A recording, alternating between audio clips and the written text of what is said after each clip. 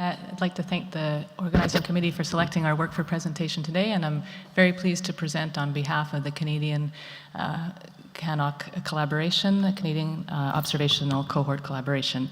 And I'd particularly like to acknowledge Mark Hull, who led this work but was unable to be here today to present. These are my disclosures.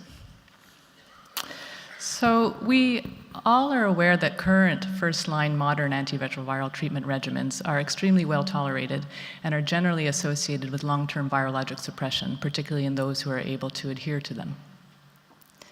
Switching, however, or modifying regimens is quite common in clinical practice, often for reasons of tolerability and convenience, such as simplification. In the early antiretroviral era, about 40% of individuals were found to modify their regimens in a single site, and this seems to be holding true in more modern times. A large study from the ART-CC analysis showed that modifying first-line regimens occurred in about 40% of individuals.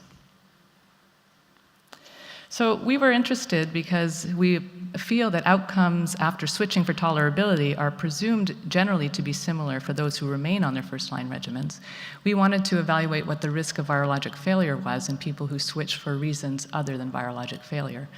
And for the purposes of this presentation, I will refer to switching for tolerability, but this encompasses switches that could be for other reasons, such as simplification or modifying, for example, for drug-drug interactions. We will also describe factors associated with regimen switching for reasons other than virologic failure. So a little bit about CANOC. CANOC is Canada's largest pan-provincial HIV treatment cohort study, and it was initially established to focus on evaluating the impact of antiretroviral care on the health of persons living with HIV across various regions in Canada. Currently, the three principal provinces that contribute data to CANOC are British Columbia, Ontario, and Quebec, and 8 centers are included in the participating cohorts that will be discussed in this presentation.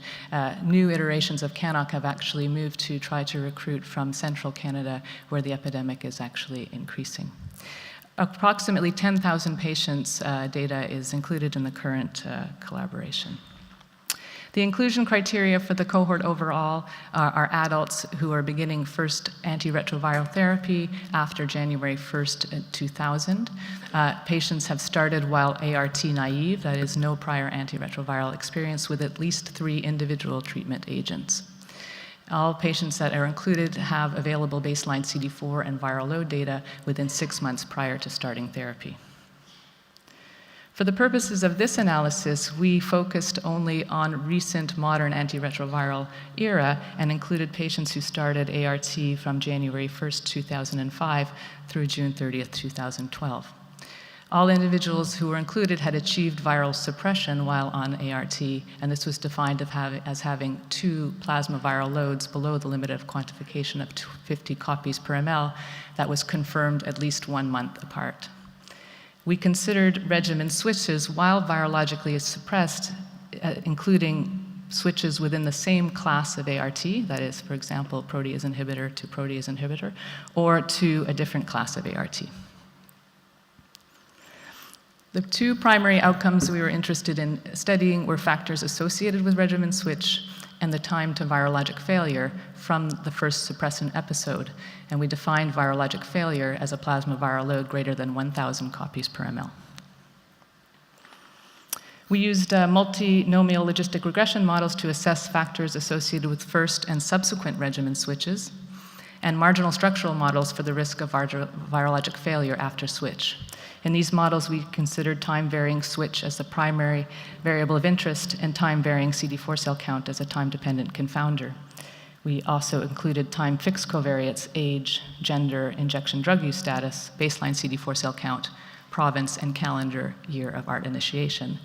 It is to say we also fit traditional Cox proportional hazards models, but for the interest of time, I won't present that data here today, just to say that the results were not appreciably different from the Cox models. However, the marginal structural models resulted in more conservative estimates of, with respect to virologic failure, and suggesting that indeed there was some time-dependent confounding in this situation. So here's the baseline demographic and clinical characteristics of the 2,807 patients that met inclusion criteria for this analysis. And overall, 64% of participants never switched their regimen, 36% switched, and in fact, switching was common. More participants switched more than or equal to 2 times, with 22% overall switching multiple times. The time to first switch was just a little bit under 1 year of therapy, suggesting that this may indeed be due to tolerability issues around the first regimen selected. There were 13% women represented in the study, a relatively even distribution between the 3 provinces. 12% of participants had a history of injection drug use, 15% were HCV co-infected. The baseline CD4 cell count at initiation of ART was 260. Whereas the time of, at time of switch, the CD4 cell count had risen to 450 on average. This slide depicts the characteristics of individuals with ART switch compared to those who never switched. You can see that across the board, I don't know how well the pointer doesn't appear to work, but people who switched more than or equal to 2 times were more likely to be women, more likely to be injection drug users or have hepatitis C. And there seemed to be a trend in terms of CD4 cell counts being lower at ART initiation among those who had more episodes of switching. This slide depicts the results from the multinomial logistic regression analysis, and although it's a little bit busy, it's laid out in the same way across the board. So you can see we present data for switching once or switching more than or equal to 2 times, and the adjusted odds ratio is a 95% confidence interval associated with this. Switching more than 2 or equal to 2 times was associated with female gender. Also, as we see that there seem to be provincial differences in that individuals who switched multiple times were more likely to reside in British Columbia, and conversely, those who switched 1 time were more likely to reside in the provinces of Quebec and Ontario. Interestingly, year of ART initiation appeared to be associated with switching, with more switching occurring in later years, which may actually represent availability of more agents to which you could potentially switch for simplification. And finally, the longer someone was on ART, the more likely they were to switch, and this would make sense just in terms of availability of chance to undergo a switch. And finally, here are the results from the Marginal Structural Model, which we are looking at the risk of switch and subsequent virologic failure. And what we see is that individuals who undergo a switch, with each switch, the risk of subsequent virologic failure, the hazard ratio was 1.35, representing a 35% increase in risk of virologic failure. The other factors associated with virologic failure, again, female gender appeared to be a risk. Injection drug use was highly associated with subsequent virologic failure, but CD4 cell count, province, and year of ART initiation were not.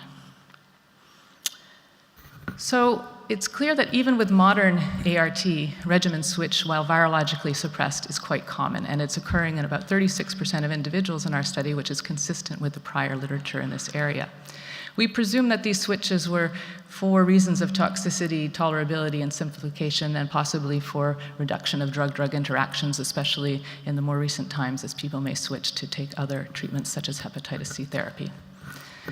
Switching was associated with longer duration of ART, and switching more than or equal to 2 times with being a woman. We did observe this interesting pattern of provincial differences in the rates of switching, which may have a relationship to different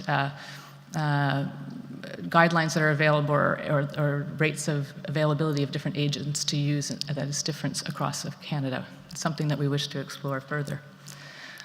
What I think was interesting to us to find was that switching from the first-line ART regimen did appear to be associated with subsequent virologic failure.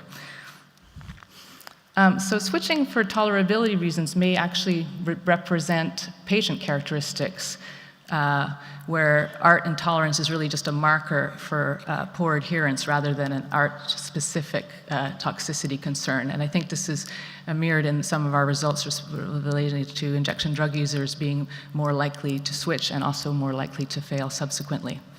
I think an interesting finding that women were both more likely to switch and to experience subsequent virologic failure may represent regimen changes around pregnancies. We know that women may switch treatments for mother-to-child transmission to take regimens that are safe during pregnancy, and women may also start treatment for pregnancy and then subsequently stop it after pregnancy, particularly in the earlier era when this was done more frequently. We have limitations, as all observational studies. We could not identify specific reasons for the switch. I think it would be quite interesting to know what this would be. We aren't able to assess the role of adherence, nor could we evaluate specific components of the regimens being switched. I mentioned that NNRTI switches were more commonly made to new classes of drugs, whereas switches within PIs were actually more often in the same class. But we would like to further investigate the role of the ART agents in terms of risk of both switching and virologic failure. We defined virologic failure as virologic rebound, and I think it would be of interest to know if there was associated resistance mutations in this context, and we will pursue this in further studies.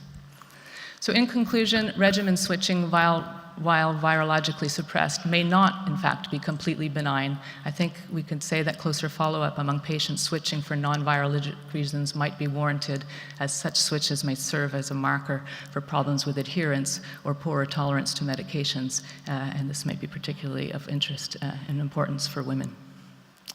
So I'd just like to close by thanking you for your attention, and to all the participants who shared their information to be part of the cohort collaboration, and the number of co-investigators and collaborators that are listed in this slide, too small to read, and our funding partners, the CIHR and the Canadian HIV Trials Network. Thank you.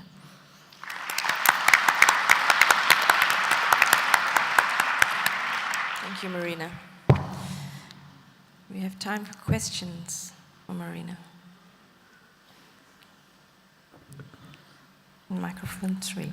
Hi, I wonder, you alluded to the risk, the odds ratio with IVDUs, and I wonder what happens to the overall odds ratio for failure upon switch if you censored data from IVDUs. Did you analyze that? If we restricted If to... you excluded the we data. we didn't do that, no. Okay. No. That was, just to say, it was a marginal structural model, so hopefully we accounted for some of the potential confounding by actually injection drug use exposure in the modeling procedure. Have you looked at what ultimately happened to patients who experienced virologic failure, whether they were then subsequently suppressed? No, we have not looked at that yet. That's a good question. These were all virologic failures that were above 1,000 copies per ml. Some of them were actually quite high.